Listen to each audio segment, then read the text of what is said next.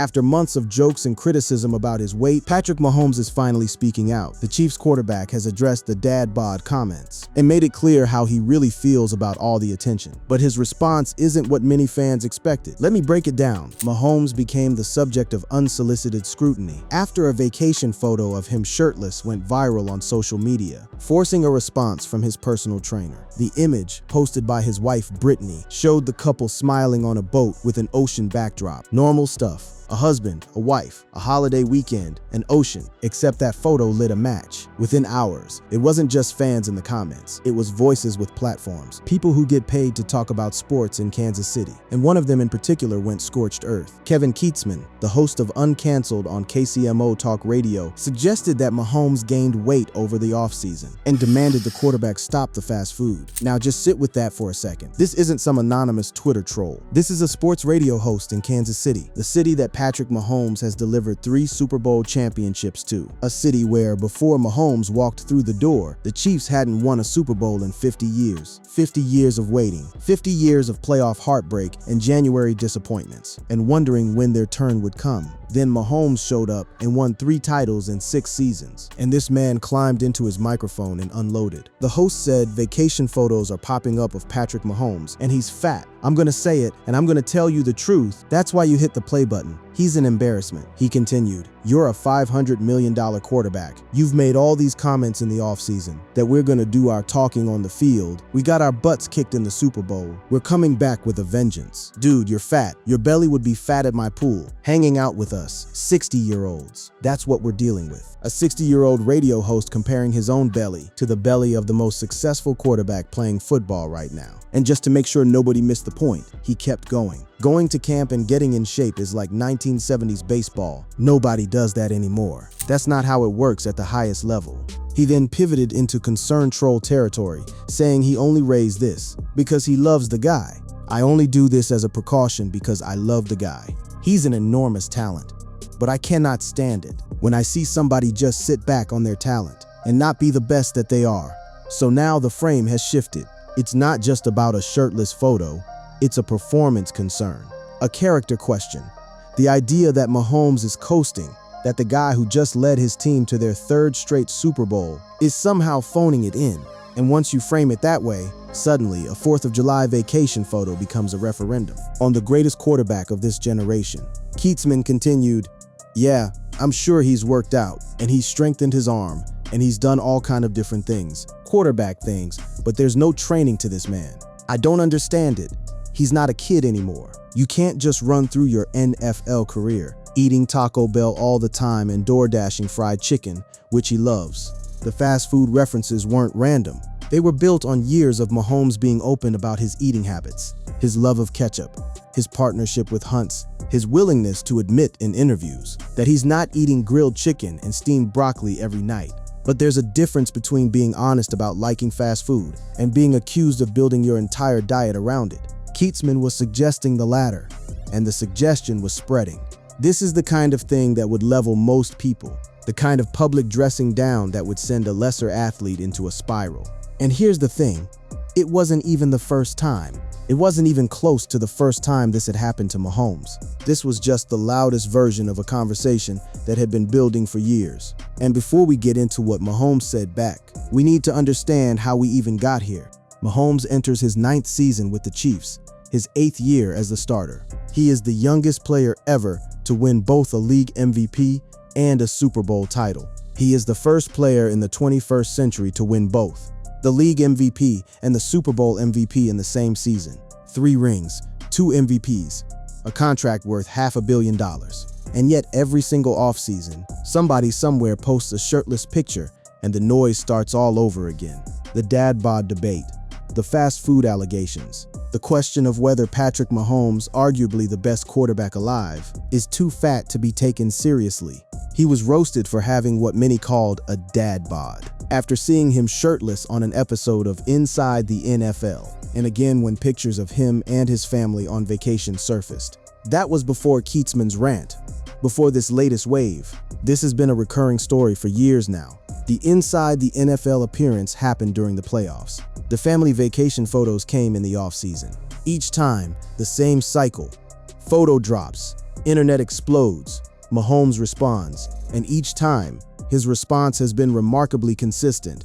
And Mahomes, to his credit, has never run from it. He doesn't dodge the question. He doesn't get defensive in the way you'd expect. Instead, he does something more interesting. He owns it, but his version of owning it is very different from what the critics want to hear. Because what he says when he finally speaks is not an apology. It's not a promise to do sit-ups. It's a defense of the body he has, and an explanation of why he's keeping it exactly the way it is.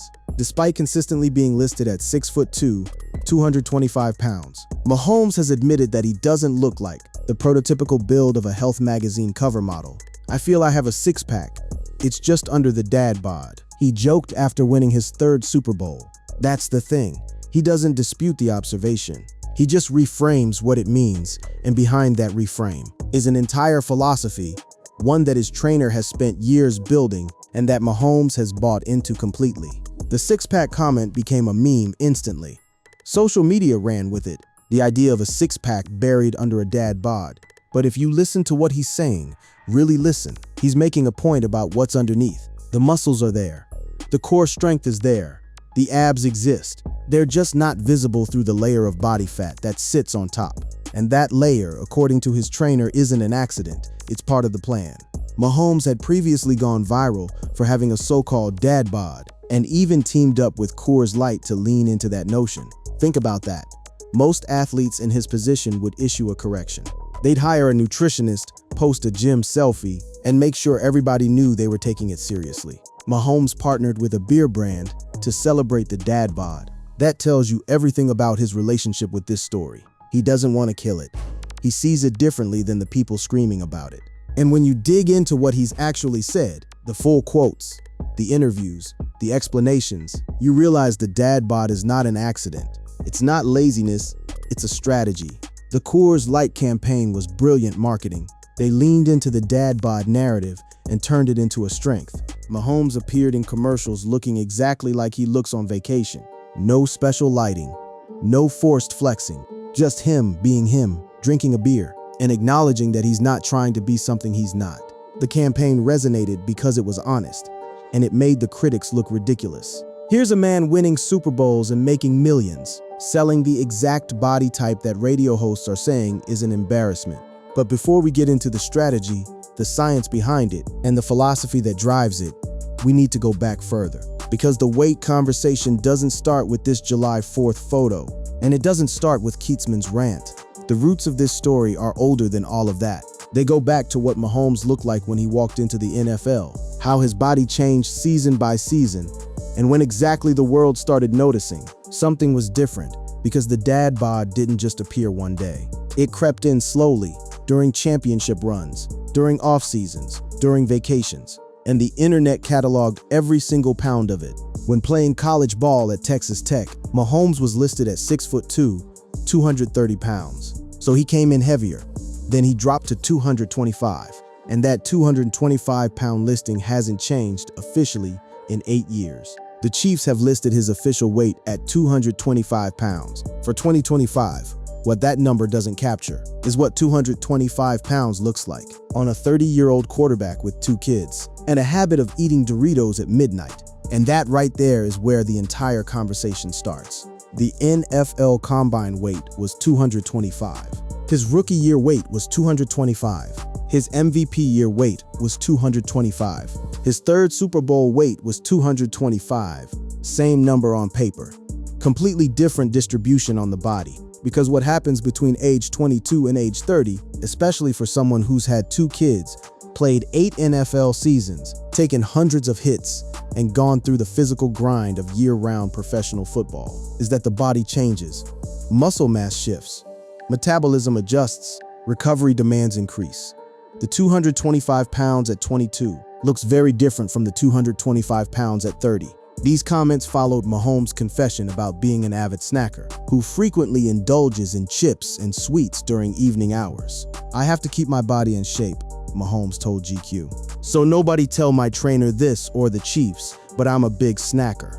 That quote right there is the thing that keeps resurfacing every time the weight conversation heats up, because it's honest, it's unguarded, and it sounds, on the surface, like a confession, like an admission that the body Keatsman is describing, the one with the belly, the one that would fit in at a backyard pool party, with 60-year-olds, is partly the product of late-night snacking. Mahomes elaborated, "I like to eat a lot of chips, candy, whatever is, especially at nighttime, which I know is the worst part of the day to eat snacks. I always grab either a purple bag of Doritos or I grab some gummies, with like the Jolly Rancher gummies, purple bag of Doritos at midnight for a $500 million quarterback." That's the quote that the radio hosts love. That's the quote that circles back around every summer when someone posts a beach photo. But here's where it gets interesting, because what Mahomes says in the next breath, in the fuller context of these interviews, completely changes the meaning of all of it. The purple Doritos became a character detail that the internet latched onto. Spicy sweet chili, that specific flavor. People started posting photos of the bag, tagging Mahomes, making jokes. But buried in that same interview, he also talked about his training schedule, his recovery work, his preparation routine. The snacks are real, but they're not the whole story. They're a detail in a much larger picture that includes daily workouts, mobility work, arm care, and an entire support system built around keeping him healthy. The Jolly Rancher gummies are another example. He's specific. He's not saying I eat candy sometimes. He's saying I eat these specific gummies at this specific time of day. That level of detail suggests he's not hiding anything. He's not embarrassed. He's just telling you what his life looks like. And if you're looking for someone who lives on grilled chicken and asparagus and protein shakes, you're looking at the wrong quarterback. The thing about the late night snacking is that it's become part of his brand. He's talked about it openly in multiple interviews, with GQ, with Time, with CNBC. Each time, the story is consistent. He likes snacks.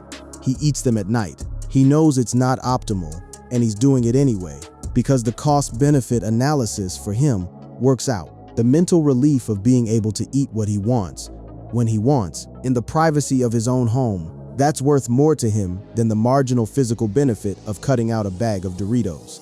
And that philosophy extends to everything else. The vacation photos, the dad bod, the refusal to get shredded for aesthetics. All of it comes back to the same calculation. What does my body need to do the job I'm asking it to do? And the answer, according to both Mahomes and his trainer, is not look good in vacation photos. It's absorb hits, generate power, and last 15 years. You want to understand why Patrick Mahomes looks the way he looks. You don't start with the Doritos. You start with the sacks. Through the first 7 seasons of his NFL career, Mahomes had been sacked 148 times and hit 357 times. 357 hits, not light touches, not near misses. Actual contact from 250 to 350-pound defensive linemen, linebackers, and safeties coming at full speed. Every single one of those hits lands somewhere on a body that has to come back and perform at the highest level the next week and the week after that. And the week after that, when you look at it through that lens, the question stops being, why does Mahomes have extra weight? And starts being, how on earth is he still standing? The hit count is staggering when you break it down year by year. Rookie year sitting behind Alex Smith, minimal contact. Year 2 as the starter, 26 sacks. Year 3, 22 sacks. Year 4, 32 sacks. Year 5, 29 sacks. Year 6, 28 sacks. Year 7, 36 sacks. That's a steady escalation. Defenses are getting more aggressive. Pass rushers are getting better at reaching him. And the offensive line, despite the Chiefs' investment in protection, can only do so much when you're holding the ball as long as Mahomes does, waiting for the perfect throw to develop. In a revealing interview with People magazine, Mahomes' longtime trainer Bobby Strope provided insight into his training methods and philosophies, including the story behind the infamous dad bod and why it's actually beneficial for the star quarterback. Bobby Stroop is not a casual fitness influencer. He's the man who has built and maintained one of the most physically demanding athletes on the planet. And his explanation of the dad bod is not Patrick likes Doritos. It's something far more deliberate. I'll be the first to tell you that I think an NFL quarterback should have at least 14% body fat. Strope told People, it's not from an unhealthy standpoint, but from a force absorption standpoint. You have to be able to take contact. 14%. That's the number, and it's not arbitrary. Strope has been training quarterbacks for decades. He's worked with NFL prospects, college starters, and elite high school talent. The 14% threshold comes from years of observation about which bodies hold up under the physical demands of the position and which ones break down. Strope then explained his cake system, the 8 layers of the training regimen for Mahomes: movement literacy, force absorption, force transmission, pattern stability, tissue resiliency, mobility, stability, and flexibility. Each layer builds on the one below it. You can't have force transmission without force absorption. You can't have pattern stability without movement literacy. It's a holistic framework for understanding how a quarterback's body moves, adapts, and survives. 8 layers. Force absorption, tissue resiliency. None of that sounds like what the radio hosts are describing when they talk about fast food and laziness. It sounds like a PhD program in keeping a quarterback alive. I don't need him to look like a model because the way he chooses to play requires a certain type of physicality, and that physicality needs more body fat. That is a core belief that I do have for him.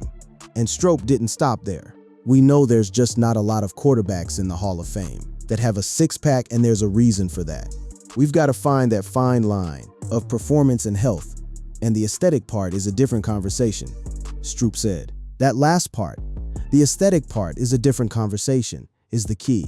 The entire media debate about Mahomes' weight is an aesthetic conversation. It's about how he looks on a boat, how his stomach appears in a vacation photo taken by his wife, and his trainer, the person who actually has access to his body data, his performance metrics, his injury history, is saying flat out that aesthetics and performance are two completely different subjects. The Hall of Fame comment is particularly interesting because if you go back and look at the great quarterbacks, the ones who lasted, who won, who made it to Canton, very few of them had the kind of shredded physique that fans and media seem to demand. Joe Montana didn't have abs, neither did Terry Bradshaw. Dan Marino carried weight. Brett Favre was never confused for a bodybuilder. These guys played for 15, 18, 20 years, and they did it with bodies that were built for durability, not aesthetics. In an interview with Tom Brady in October 2024, Mahomes explained, "I use those hips and that obliques muscle to really rotate through there. The people who have seen the dad bod, that's for a reason. That's the obliques. I'm getting them right." So even the part that people are clowning as a belly, Mahomes is telling you that's oblique development. That's the rotational power that generates the torque behind every throw. The body part that people are mocking is the body part responsible for some of the most electrifying quarterback play anyone has seen in a generation. The biomechanics of quarterbacking are all about rotation. The throw doesn't come from the arm. It comes from the ground up. You plant your feet. You drive through your hips. You rotate your core. And all of that rotational force travels up through the torso, into the shoulder, down the arm, and out through the fingertips. The obliques, those muscles along the sides of the torso that thicken the midsection, are where the power is generated. If you want a quarterback to throw harder, farther, with more velocity, you don't trim his obliques down, you build them up. Brady, 47, agreed with Mahomes during that same conversation, adding with humor, "We have to keep a little padding in there. We're getting hit all the time." Tom Brady, 7 Super Bowl rings. The man who is routinely held up as the gold standard of NFL fitness and longevity, and he's backing Mahomes up on this, not giving him a pass out of friendship, actually agreeing with the philosophy. Because Brady, who played until he was 45, understood something that the critics clearly don't. The goal is never to look like a fitness model. The goal is to be standing at the end of the fourth quarter when it matters. The irony is that in 2017, Aaron Rodgers was listed at the same height and weight as Mahomes and made Men's Journal's fittest NFL players list for his training regimen. The same 225-pound frame was celebrated because Rodgers did yoga, boxed in the offseason, and implemented pushing around a 3,000-pound car across a parking lot. 2 quarterbacks, same listed weight. One gets celebrated for his physique. The other gets called fat and embarrassing. Although the two have historically shared similar measurables, one player has been praised for his body while the other has endured consistent backlash. That double standard is a thread that runs through this entire conversation, but it's one that Mahomes has mostly declined to pull. He doesn't fight that battle. He just keeps going to work. The Rodgers comparison is perfect because it exposes the subjectivity of all of this. Rodgers is older. He's carried similar weight for most of his career. And when he does unconventional training, pushing cars, doing yoga, sitting in cryotherapy chambers. It gets written up as innovative and forward-thinking. When Mahomes eats Doritos and keeps extra body fat for protection, it gets framed as lazy and undisciplined. Same weight, different narrative. When a wave of dad bod comments hit after early practice photos surfaced, Mahomes told sports analyst Pat McAfee, "It kinda surprised me. I kinda thought we had the whole dad bod thing out of the way last season, in the playoffs. But I guess people still haven't realized that I don't have abs." That response, the lightness of it. "I guess people still haven't realized that I don't have abs." That is not a defensive man. That is not someone who has spent the night lying awake, worrying about a radio rant. That's someone who is completely at peace with the gap between how the world thinks he should look and how he actually is. Rather than be upset by the dad bod mockery, Mahomes leaned into it, admitting in an interview with Time, "I definitely have the dad bod a little bit." Now, to understand how that confidence holds up and why it holds up, even after the worst Super Bowl performance of his career, you have to understand what kind of season Mahomes had before the weight talk exploded again this summer. Because the critics aren't just pointing at vacation photos in a vacuum. The most recent ammunition they have isn't a photo, it's a scoreboard. The Time interview is significant because it came out during the season, not in the offseason when he could hide behind months of training camp and preseason work. During the actual grind of the NFL schedule. And he's still saying it, still owning it, still refusing to pretend that he's something he's not. That level of confidence, or maybe it's just honesty, is rare in professional sports. Most athletes would have course corrected by now, posted a transformation photo, hired a new trainer, made some public statement about taking their body more seriously. Mahomes just keeps being Mahomes. In the 2024 season, Mahomes led the Chiefs to their third straight Super Bowl but lost Super Bowl licks, falling short of a historic three-peat. And it wasn't a close loss. It wasn't a heartbreaker that came down to the wire. It was the kind of performance that makes you ask genuinely uncomfortable questions. The Chiefs did not score until the waning moments of the third quarter, gaining only 23 yards in the first half, the second lowest first half yardage in Super Bowl history. Kansas City quarterback Mahomes struggled throughout, being sacked a career-high 6 times, all while the Eagles' defense did not employ any blitzes. No blitzes. They didn't even need to blitz, and they still got to him 6 times. That's the context Keatsman is wrapping around his vacation photo rant. The Super Bowl loss wasn't just a loss, it was a statement. And when the summer photos dropped showing Mahomes looking soft on a boat, the narrative wrote itself. He's not taking this seriously enough. He doesn't want it badly enough. The dad bod isn't a strategic choice, it's evidence of a man who has gotten comfortable. The zero blitz stat became the story after the game. Every defensive coordinator in the league watched that film and saw the blueprint. You don't need to trick Mahomes. You don't need to bring pressure from unexpected angles. You just need 4 guys who can win their individual matchups consistently. And if your front 4 can do that, the way Philadelphia's did, the offense collapses. The quick passes don't develop fast enough. The scrambles get cut off. The magic that Mahomes usually produces under pressure never materializes. While the criticism is arguably harsh for a professional athlete who is among the best ever to play, it is worth noting that Mahomes wasn't nearly as elusive in the most recent season as he was in years past. He was sacked a career-high 36 times on the year, and as the Chiefs fought for a Super Bowl three-peat, Mahomes was sacked 6 times in the team's 40-22 loss to the Philadelphia Eagles. 36 sacks in the regular season, 6 more in the Super Bowl. That's 42 times in a single year that Mahomes hit the turf. The irony, of course, is that those are exactly the kinds of hits that Stroop's philosophy says you need extra body fat to survive. But the critics don't see protection against hits. They see a slower quarterback who's getting caught more often.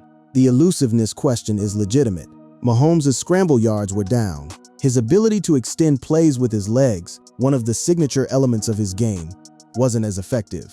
Whether that's because of the extra weight, or because defenses have adjusted, or because the offensive line gave him less time to work with, is debatable. But the perception was set. Slower quarterback, more sacks, same body that people have been criticizing for years. And when you lose the Super Bowl with that combination, the critics feel vindicated.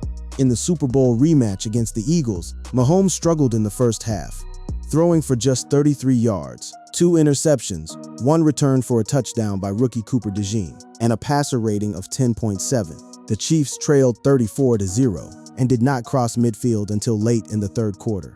34 points down at halftime. That's not a bad day. That's an obliteration. And it happened on the biggest stage in American sport. So now there are two things on the table at once: the vacation photo with the soft belly and the Super Bowl performance that left the whole country speechless. Whether those two things are connected is exactly what this story is about. The Cooper DeJean pick six was the turning point. First quarter, Mahomes tried to fit a ball into a tight window. The rookie cornerback jumped the route, caught it clean, and took it to the house. 14 points on the board before most fans had finished their first beer. And from there, the wheels just came off. Every throw looked tentative. Every decision looked second-guessed. The player who usually plays with supreme confidence looked rattled in a way nobody had seen before. After the game, Mahomes was brief and direct. "We didn't start how we wanted to. The turnovers hurt. I take all the blame for that." He didn't deflect. He didn't list the offensive line issues. He didn't point to the receivers who weren't available. He said, "I take all the blame." And that matters, because it tells you something about how Mahomes processes a loss. He doesn't externalize it, he internalizes it. And when you internalize a loss that badly, the question is what you do with it when the off-season comes. The accountability is consistent with everything else about Mahomes. He's never been the guy who throws teammates under the bus. Never been the guy who blames the scheme or the coaching. When things go wrong, he points at himself first, and that's admirable. But it also means that when the vacation photos dropped a few months later, the criticism hit harder, because he'd already said it was his fault. He'd already taken ownership of the Super Bowl disaster. So when people saw the shirtless photo and said he's not taking this seriously, there wasn't an obvious counter-argument. He'd already admitted he needed to be better. The game in New Orleans in February wasn't just a loss, it was a reckoning. In the silent and stuffy Super Bowl licks post-game locker room, linebacker Leo Chenal said Mahomes told the players at halftime that he needed to play better. Chenal said he could hear in Mahomes' voice how much he was hurting by not playing up to his own standard. 34 points down at halftime. The most dominant quarterback of his era staring at a scoreboard that didn't make any sense. And instead of deflecting to his teammates, pointing at schemes, or blaming the offensive line, he stood up at halftime and told his own locker room that it was on him. The halftime speech has been described by multiple players who were in that room. The emotion in Mahomes' voice, the raw frustration. This is a player who had been to 5 Super Bowls in 7 years, who had won 3 of them, who had built a resume that was already Hall of Fame caliber before he turned 30. And here he was at halftime of the biggest game of the year, down by more than any team had ever come back from in Super Bowl history. The weight of that moment, the understanding that the three-peat was slipping away, that history was going to remember this game as the one where the dynasty died, was crushing. He demanded better of himself. And guys all around him were like, "We need to be better for you too, Patrick," Chenal said. But the motivation of supporting a dynasty-building quarterback wasn't enough to overcome a 24-0 first-half deficit. The Chiefs came out fighting in the second half. They always do. But fighting from 34 down in a Super Bowl against the best defense in football isn't a fight you can win. The Eagles had built the wall too high, too fast. The Chiefs trailed 34-0 in the third quarter, their largest deficit in any game since Mahomes became the starting quarterback. The second half effort was there. You can't question that. Mahomes threw for over 200 yards after halftime. The offense moved the ball. They crossed midfield. They scored touchdowns. But it was too late and not enough. The Eagles had already won. The deficit was insurmountable, and every drive that ended in a Chiefs score was answered by an Eagles drive that chewed up clock and kept the margin safe. By the time the fourth quarter started, the outcome wasn't in doubt. The only question was how much the final score would hurt. So how did it happen? How does the best quarterback in football turn in the worst performance of his career on the biggest stage? There are a few answers to that question. Some have to do with the Eagles scheme. Some have to do with what was broken on Kansas City's roster going into that game. And some, if you want to engage with the critics, honestly, have to do with Mahomes himself. Going into Super Bowl licks, the Chiefs were already operating with key injuries. Top receiver Rashee Rice had been lost for the year with a knee injury. Left tackle DJ Humphries couldn't earn himself a starting spot. Travis Kelce had clearly lost some of his explosiveness. You're piling those losses on top of each other and still expecting to win a Super Bowl. And for most of the regular season, that's exactly what they did. Because no matter how banged up the roster was, the answer was always Mahomes. Make a play, scramble, find someone, win. His opponents and teammates alike knew that as long as number 15 had the ball in his hands, he would be the solution to any of the Chiefs' problems. The Rashee Rice injury was catastrophic. He'd been Mahomes' most reliable target all season, the guy who could get open on third down, the guy who ran the crossing routes that created so much of Kansas City's offense. When he went down, the offense had to adjust. They leaned more heavily on tight ends. They asked more of their running backs in the passing game. But none of those adjustments fully replaced what Rice brought to the table. The chemistry, the trust, the ability to make Mahomes right even when the throw wasn't perfect. Travis Kelce's decline was harder to quantify. He was still producing, still catching passes, still getting open. But the explosion, the ability to separate from linebackers and safeties after the catch, the second gear that used to turn 8-yard catches into 20-yard gains, wasn't there anymore. Kelce was 35 years old. Father Time is undefeated, and while he was still a Hall of Fame tight end, he wasn't the same player who had terrorized defenses in the Chiefs' earlier Super Bowl runs. But the Eagles were ready for that. Philadelphia played zone coverage on all but 2 dropbacks, specifically cover 4 at a 59.5% rate, the third highest rate by a defense in a single game since 2018. Vic Fangio's defense held Mahomes to his second worst performance by expected points added in a game in his career. They took away all the space, the crossing routes that Mahomes had been feasting on all season, the intermediate throws, the quick game gone. The Chiefs were a quick game-centric pass offense all season. Entering the game, Mahomes' average depth of target of 6.9 yards was tied for the lowest of his professional career, and his big-time throw rate was the lowest he'd managed in any given season. His time to throw average during the 2024 season was also the fastest of his NFL career. The Eagles had done their homework. They knew exactly what Kansas City was going to do, and they designed a defense that made all of it irrelevant. Cover 4 is a quarters coverage, 4 deep defenders splitting the field into quadrants. Everything underneath is bracketed. Everything over the top is protected. It's the ultimate bend-don't-break scheme. And when you run it at a 60% clip, when you show it every other play, you're daring the offense to run the ball and take what you give them. The Chiefs couldn't, or wouldn't, and the result was 3 hours of suffocating, soul-crushing defensive dominance. The Eagles did not blitz Mahomes one time in Super Bowl licks, not on even one drop back. Mahomes never got comfortable, and some early misses exacerbated his anxiousness on the biggest stage. That detail, the no-blitz stat, might be the most damning single piece of information in this entire story. A defensive coordinator doesn't need to send extra men at you. He doesn't need tricks or exotic pressures. He just rushes 4 and suffocates you. When that happens to a quarterback as experienced and as mentally sharp as Mahomes, it means one thing. The front 4 was simply better than the offensive line on that night. Vic Fangio is one of the best defensive minds in football. He's been coordinating defenses for decades, and his game plan against Mahomes was a masterclass in simplicity. Don't overcomplicate it. Don't give him opportunities to exploit mismatches or busted coverages. Just play sound, disciplined football and trust your front 4 to win. Jalen Carter, Fletcher Cox, Hazen Reddick, Brandon Graham. Those guys dominated the line of scrimmage all night. And when the quarterback is under constant pressure from a 4-man rush, everything else falls apart. In the first quarter, Mahomes declined to attempt a deep pass to Xavier Worthy, who was in a one-on-one matchup against Eagles rookie cornerback Quinyon Mitchell. Sometimes you try to do too much when you have too much information, Mahomes said afterward.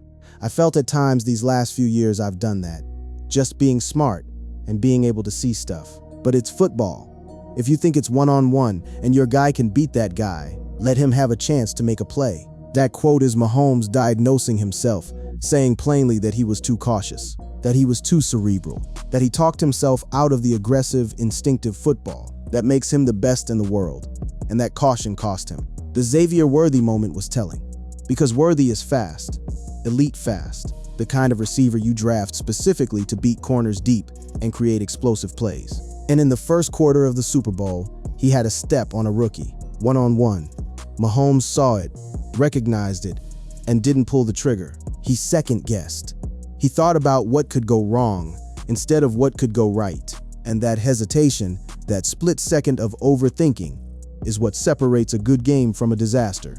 The Chiefs' star quarterback was rattled early and often throughout the game, committing 3 turnovers, 2 interceptions, 1 lost fumble, and getting sacked 6 times as Kansas City trailed 34-0 before its first score in the third quarter. 3 turnovers, 6 sacks, 23 yards of offense in the first half. His total QBR of 11.4 was the second lowest in a Super Bowl since ESPN introduced the metric. This was not a close thing. And coming into the summer after that game, heading into another offseason, taking vacation photos on a boat, the knife was already in. The Super Bowl loss had made everyone a critic, and the vacation photos gave the critics a face to put on their frustration. The fumble happened on a strip sack. Mahomes was rolling right, trying to escape pressure, and the edge rusher came from behind and punched the ball out. It was the kind of play that happens, football plays. But in the context of the game, already down big, already pressing, already feeling the weight of the moment, it felt like more than just a football play. It felt like the culmination of everything going wrong at once. After losing Super Bowl licks to the Philadelphia Eagles, Mahomes made it clear that the Chiefs would be back stronger next season. He said the team would do anything to reclaim championship status, with potential changes looming even at the tight end position. "There's stuff we've got to get better at," Mahomes told USA Today, "especially myself. There's plays on the football field that I didn't make last year, that I've made in previous years. At the end of the day, I'm going to do whatever it takes to win." Not one word about his weight, not one word about getting in better shape, not one word about the critics or the vacation photos. Just, "I didn't make the plays I should have made. I will do whatever it takes to win." That is his entire answer to everything. And it drove the critics absolutely crazy, because what they wanted, what the radio hosts and the Twitter fitness coaches all wanted, was for him to say, "You're right, I need to get leaner. I let myself go. I'm going to fix it." Instead, he came out swinging about football, about plays, about winning. His body never entered the conversation on his end. The USA Today interview happened a few days after the game. Enough time had passed for the initial shock to wear off, but not enough time for the wound to heal. And in that interview, Mahomes was clear-eyed about what went wrong. Execution, decision-making, plays that were there and not made. He didn't blame his receivers for dropping passes. He didn't blame his line for giving up sacks. He pointed at himself and said, "This one's on me." But the body conversation was coming anyway. And when it hit this summer, when the July 4th photos dropped and Keatsman went nuclear, Mahomes finally spoke again. And this time, the responses were even more pointed than they'd been before. When earlier shirtless photos surfaced in January of 2024, drawing similar criticism, Mahomes had defended his appearance on social media, calling his body type a dad bod and adding, "I got kids." He dropped it with laughing emojis, like it was funny. Because to him, it kind of is funny. The spectacle of grown men debating his belly while he's stacking championships. But this summer, in the wake of the Super Bowl loss, the mood was different. The critics had more ammunition, the conversation had more edge, and his trainer, Bobby Strope, wasn't laughing. The "I got kids" defense is classic Mahomes. He's not wrong. He does have kids, 2 young children at home, and anyone who's had kids knows what it does to your body, your schedule, your sleep, your ability to maintain the kind of rigid fitness routine that produces 6-pack abs. But the critics don't care about that context. They see a professional athlete making millions of dollars and expect that athlete to look a certain way. The fact that he's also a father, a husband, a human being with a life outside of football, that doesn't factor into their calculation. When the latest wave of body criticism hit, Stroke took to social media to respond directly to Keatsman, writing, "You obviously need attention.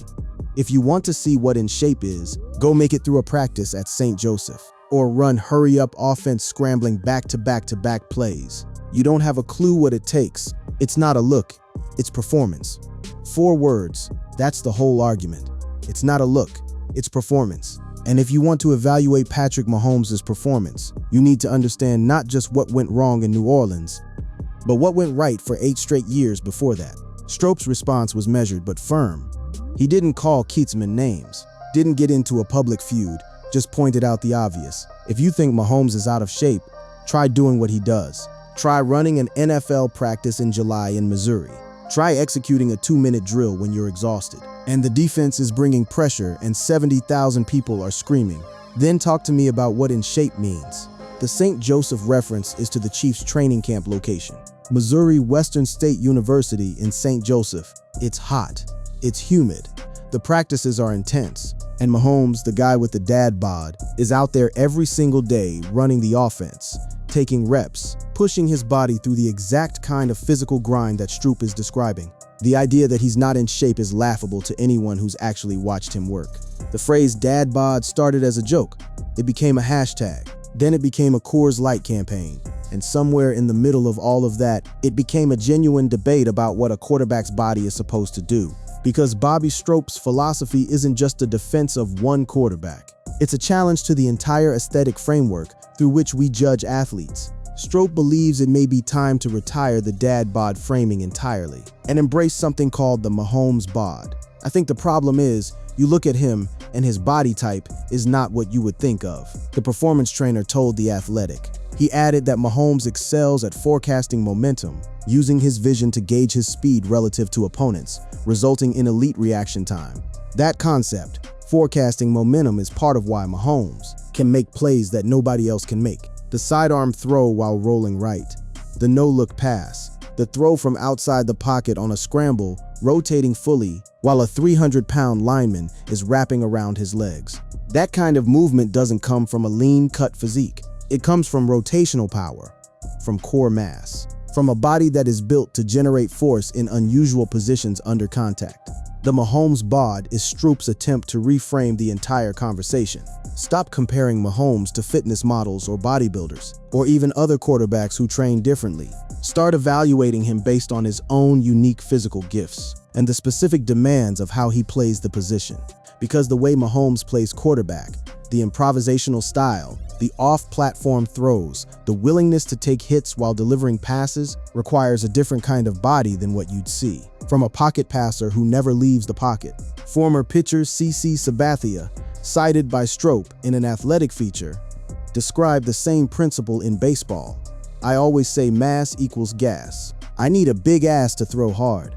Baseball pitchers, NFL quarterbacks, different sports, same basic physics. Rotational power is generated by mass. A bigger hip complex, a denser core, a body that carries more weight through the midsection. All of that translates into a harder, more accurate throw. The visible result of that on a body that isn't cutting weight for aesthetics is exactly what you see in those vacation photos. Not a sign of laziness, a physical adaptation to what the position demands. CC Sabathia is a perfect comparison. He was listed at 6'6", 290 pounds during his playing career. Nobody looked at Sabathia and thought fitness model, but he threw 100 miles per hour. He won a Cy Young Award. He pitched effectively into his late 30s. And he did all of it with a body that carried significant mass through the hips and core, because that mass, that weight distribution, is where the power comes from in a throwing motion. It's basic biomechanics, and it's the same for quarterbacks as it is for pitchers. On his training commitment, Mahomes told CNBC, "All of it's extremely important, but I would say the training to me has always been the thing that I've loved the most.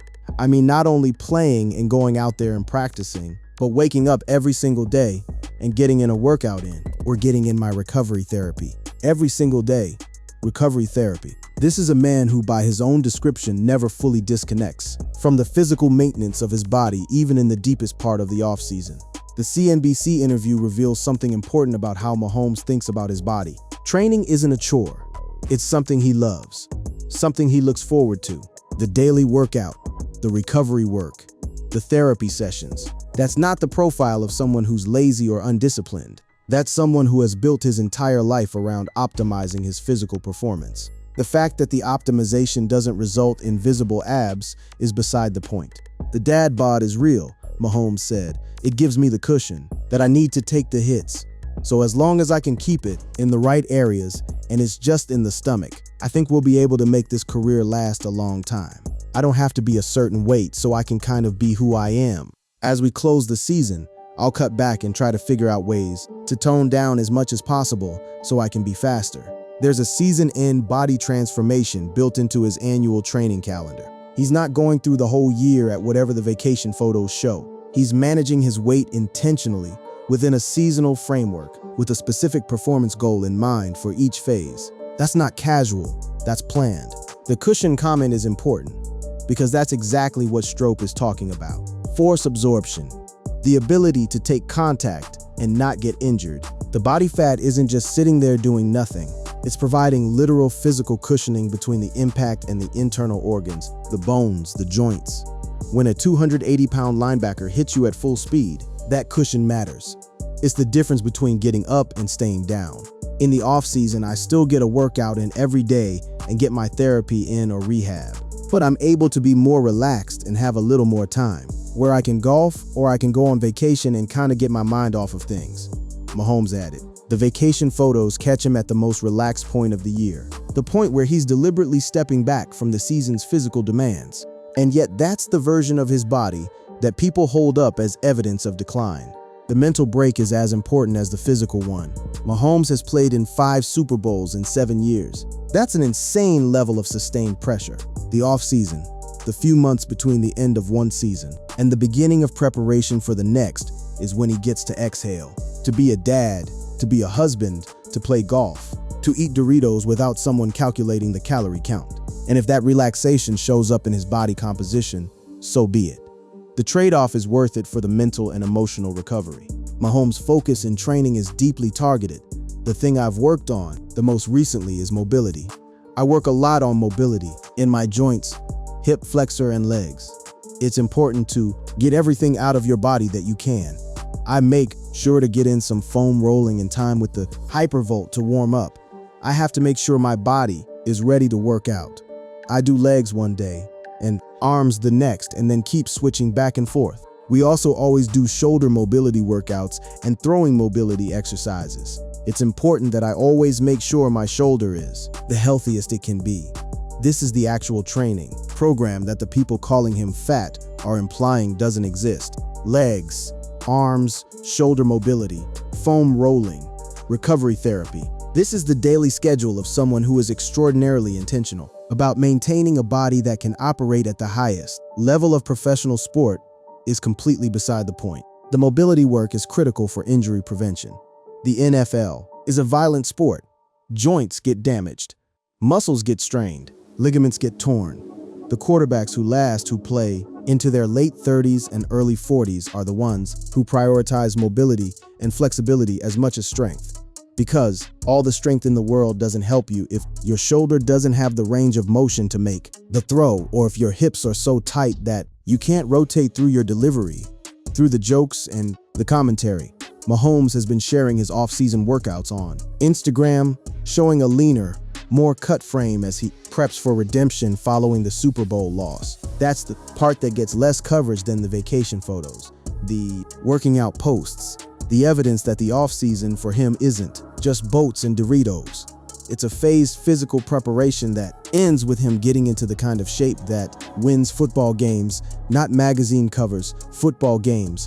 The Instagram posts are there for anyone who wants to look. Video of him throwing, photos from the gym, updates on his training progress. But those don't go viral the same way. The shirtless boat photo does, because they don't fit the narrative. The narrative is lazy quarterback gets fat in the off-season. The reality is disciplined quarterback manages his body through carefully planned phases to optimize both recovery and performance. One sells, the other doesn't. In 2024, Mahomes claimed that he aspires to follow in the footsteps of Brady and Aaron Rodgers and enjoy a long career to do so. He stressed the importance of a healthy diet. It takes a lot of work outside of the building, Mahomes said.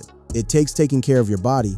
It takes eating healthy and try to get rid of the dad bod that I got, but try to do whatever you can just to get healthy and go out there and be the best player that you can be.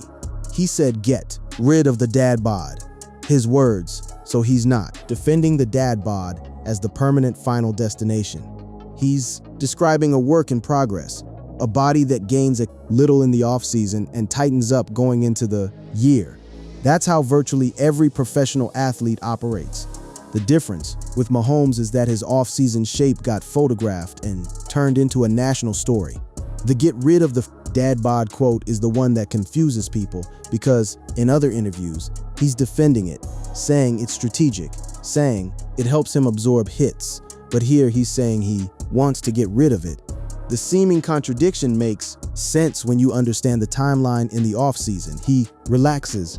The dad bod appears. As the season approaches, he tightens up. The dad bod recedes. It's cyclical, seasonal, and the quote is just him acknowledging that by the time the regular season starts, the goal is to be leaner and faster than he is in July. My hope is to take it year in and year out, but I want to play as long as they'll let me play. 15 years seems like long, but Brady did it, and some other guys have done it, so I'm going to strive to see if I can do it as well. 15 years. When you're playing 15 years, the body decisions you make in year 9 matter. You're not just optimizing. For right now, you're building a body that can absorb punishment for another 6 years after that. And that reframes everything. The extra weight isn't a sign of someone who's given up. It might be the exact thing that keeps him standing long enough to reach the finish line. The longevity goal is what drives everything. Mahomes doesn't want to be great for 5 years. He wants to be great for 15, maybe longer. And to do that, you can't burn your body out. You can't cut weight to the point where you're fragile. You can't sacrifice durability for aesthetics. The quarterbacks who last are the ones who figure out how to protect themselves. And for Mahomes, that protection includes carrying a little extra body fat. Since Mahomes became the Chiefs starter, Kansas City has 23 more wins than any other team, postseason included. The highest points per game at 28.0, and the most yards per game at 386.1. The Chiefs have the best 7-season run in the modern era, a 781 winning percentage with a 107-30 record, better than any 7-season stretch of the Patriots. Dynasty. That's the body of work. 107 wins, 3 Super Bowls, 2 MVPs, produced by a body that people have been calling inadequate for years. The 107-30 record is staggering. That's in 781 winning percentage. That's better than what the Patriots did during their peak dynasty years, better than what any team has done in the modern era over a comparable stretch. And it's all happened with Mahomes as the quarterback. The same Mahomes who gets called fat every summer. The same Mahomes who eats Doritos at midnight. The same Mahomes who refuses to get shredded for the cameras.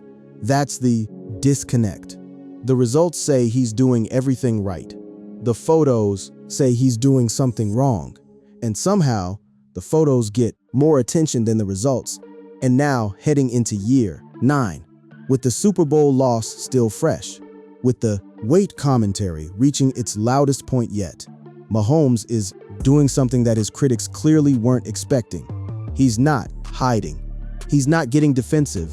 He's going to training camp and looking different, better, more focused. In his 9th year, Mahomes arrived at camp having already achieved his first goal of the Chiefs campaign. While there were several interesting storylines during camp, including rookie Josh Simmons winning the starting left tackle role, Mahomes' passing results in the 17 practices at Missouri Western State were described as excellent and exquisite even by his usual lofty standards. The training camp reports were glowing. Every beat writer covering the team mentioned it. Mahomes looked sharp. His accuracy was elite. His arm strength was there. His command of the offense was total. This wasn't a quarterback who had spent the summer eating himself out of shape. This was a quarterback who had done exactly what he said he was going to do, relaxed in the offseason, then locked in when it was time to work.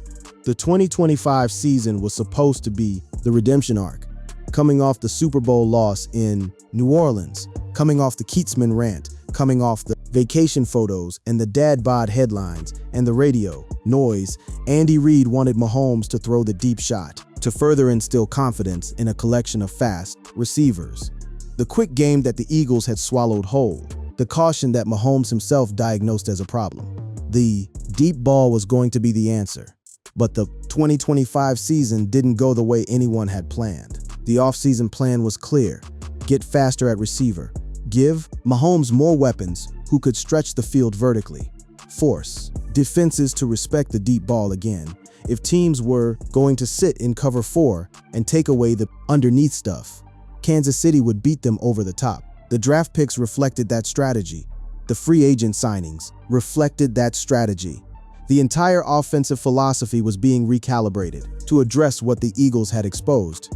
In a week 15 game, Patrick Mahomes suffered a torn anterior cruciate ligament, a torn ACL.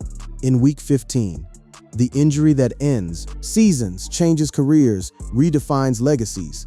The Chiefs did not make it back to the postseason in the 2025 season. The first time since 2014 they failed to qualify, making it the first season in the Mahomes era in which they missed the playoffs, the dynasty's streak over. Not because Mahomes got soft, not because he ate too many Doritos, because he tore his ACL in week 15. During the kind of physical, scramble-heavy play that his entire career has been defined by, the ACL injury happened on a scramble. Mahomes was rolling to his right, trying to extend the play, and planted awkwardly. The knee buckled. He went down, and in that instant, the entire season collapsed. Because the Chiefs without Mahomes aren't the Chiefs. They're just another team with a good roster and no magic.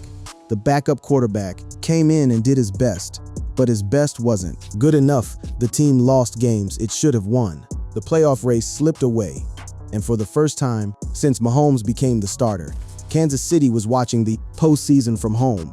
After a Week 16 loss to the Tennessee Titans, the Chiefs suffered their first losing season since 2012. First losing season in over a decade for a franchise that had won 3 Super Bowls in 6 years. That's a seismic event.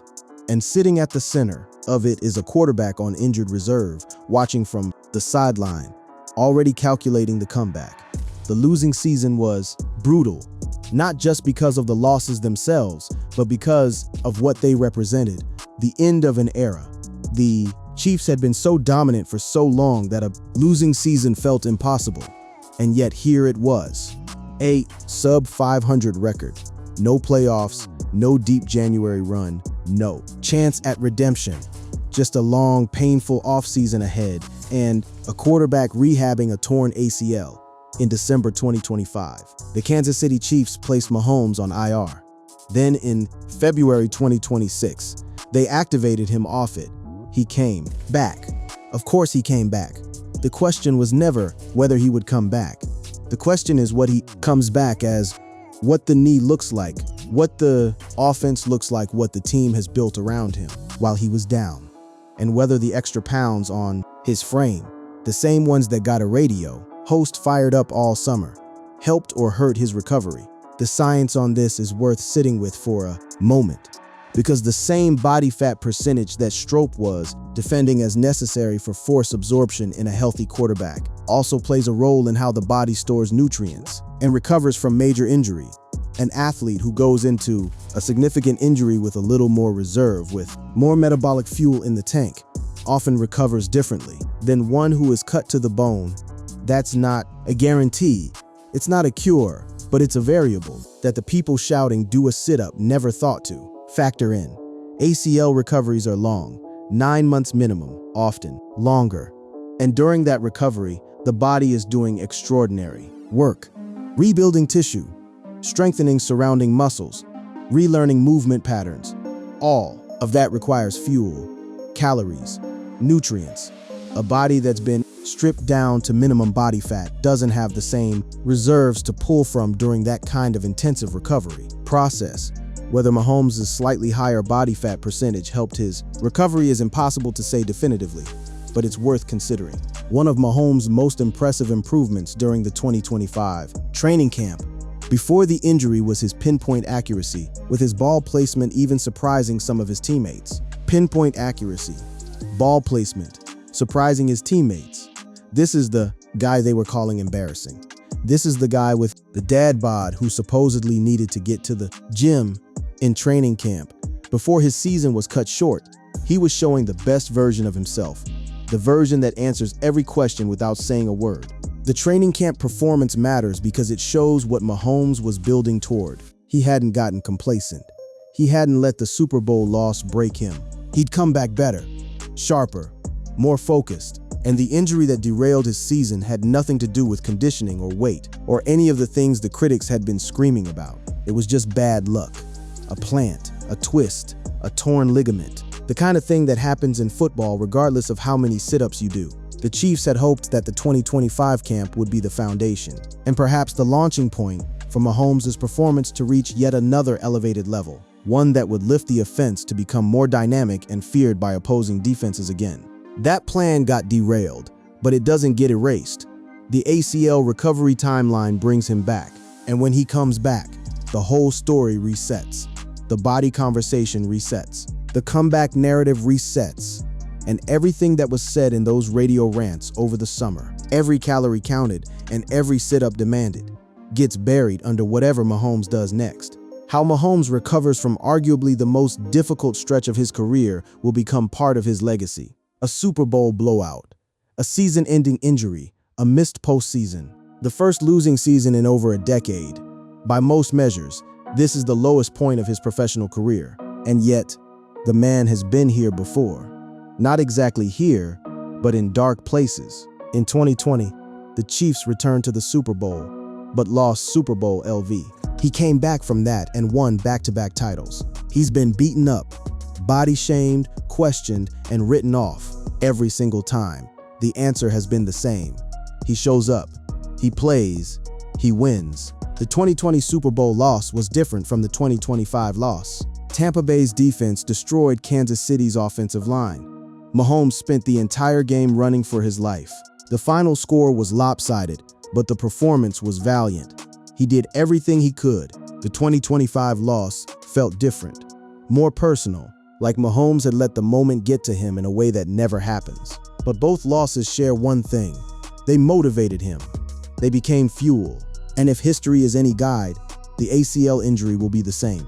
Another obstacle, another challenge, another reason to prove everybody wrong. Through all the jokes, Mahomes has been sharing his off-season workouts on Instagram, showing a leaner, more cut frame as he preps for what comes next. The version of Mahomes that appears on Instagram in the lead up to the next season isn't the vacation boat version. It never has been. The problem is that the vacation boat version is the one that goes viral. The workout version is quieter. It doesn't generate the same heat. It doesn't make the same headlines, so the cycle repeats. Man posts photo, man gets called fat. Man wins football games, repeat. Mike Florio of Pro Football Talk weighed in on the whole Keatsman episode. By getting caught up in how Mahomes looks with a shirt off, Keatsman is telling on himself regarding his lack of understanding as to how football works. Mahomes will be far better than fine, because he always has been. That's the thing, he always has been. The track record is unambiguous. Mahomes tops the franchise's career passing charts in multiple categories, ranking first in passer rating, passing attempts, completions, completion percentage, passing yards, passing touchdowns, and rushing touchdowns by a quarterback. All of that, with the dad bod, with the midnight Doritos, with the vacation photos going viral every July. Florio's take cut through the noise, because Florio has been covering the NFL for decades. He's seen quarterbacks come and go. He's seen bodies of all shapes and sizes succeed and fail. And his conclusion, based on years of observation, is that the people obsessing over Mahomes' shirtless photos fundamentally don't understand what makes a quarterback great. It's not abs, it's not aesthetics, it's decision-making, arm talent, leadership, and the ability to perform under pressure, all of which Mahomes has in abundance. As highlighted by Peter King, Mahomes' pre-age 30 playoff stats are better than Tom Brady's by a lot. Better than Brady's at the same age, the man with the dad bod, the one who needs to do a sit-up. Better than Brady at the same point in his career, the greatest of all time, and Mahomes is ahead of that pace. That's not a comfortable fact to sit with if you've spent the summer publicly demanding that he change his body. The Brady comparison is the conversation ender, because there's no higher standard than Brady. 7 rings, the greatest playoff performer in NFL history, and Mahomes at the same age has better numbers, more touchdowns, higher passer rating, more yards per attempt. The trajectory suggests that if Mahomes stays healthy, if the ACL recovery goes well, if he can maintain the level he's been at for 8 years, he's on pace to surpass Brady, not just match him, surpass him, and he's doing it with a body that Twitter thinks is inadequate. The weight conversation around Patrick Mahomes is, at its core, a conversation about how we look at athletes. We're conditioned to expect a certain silhouette, chiseled, defined, the kind of body that looks good on a magazine cover. And when the best player in the sport doesn't fit that image, when he's out there with a belly on a boat, laughing, eating gummies, something in us gets uncomfortable. It feels wrong. It doesn't match the greatness. But the greatness keeps showing up. Season after season after season, the discomfort is revealing because it says more about us, the fans, the media, the culture, than it does about Mahomes. We've been trained to associate athletic excellence with a certain aesthetic: lean muscle, low body fat, visible abs. When someone breaks that mold and still dominates, it challenges our assumptions. It forces us to reconsider what we think we know about bodies, performance, and what it takes to be great. I'll also say I have a great body for a quarterback. Mahomes told Time magazine, "You've got to have some padding in there to take the hits that we take." That's his answer. Not to the specific rant, not to the specific photo, to all of it, to the entire years-long conversation. A great body for a quarterback. Not a great body for a fitness influencer. Not a great body for a magazine. A great body for what he does for a living. And what he does for a living is play quarterback in the NFL better than anyone alive. The great body for a quarterback line is perfect because it reframes the entire debate. Stop judging me by the standards of a different profession. Judge me by the standards of my own. And by those standards, wins, touchdowns, championships, longevity. The body is doing exactly what it needs to do. The padding is there for a reason. The extra weight serves a purpose. And the idea that he needs to change it to satisfy people who will never take a hit from an NFL linebacker is absurd. The ACL recovery is ongoing.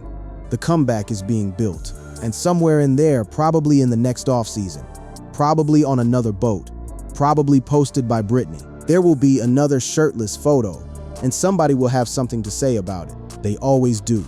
What won't change is what Mahomes says back. He's been consistent. He's been clear. He's owned the body he has, explained the logic behind it, and let the scoreboard do the rest of the talking. The only question now is whether the scoreboard gets a chance to speak again. And if you've been watching Mahomes for any length of time, you already know the answer to that. Mahomes has said he aspires to follow in the footsteps of Brady and play as long as possible. And everything about the way he manages his body, his recovery, his training philosophy, and his relationship with the media suggests he's built for exactly that. The dad bod isn't going anywhere, and neither is Patrick Mahomes.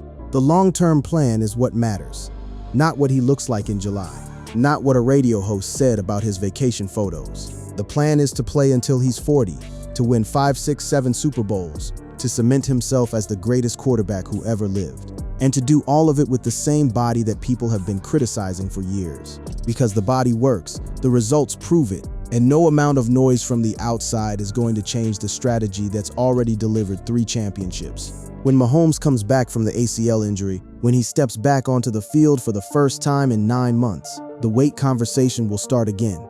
The photos will circulate, the critics will weigh in, and Mahomes will do what he always does. He'll ignore the noise, he'll execute the game plan, he'll make the throws that only he can make, and he'll remind everyone why he's the best quarterback in football.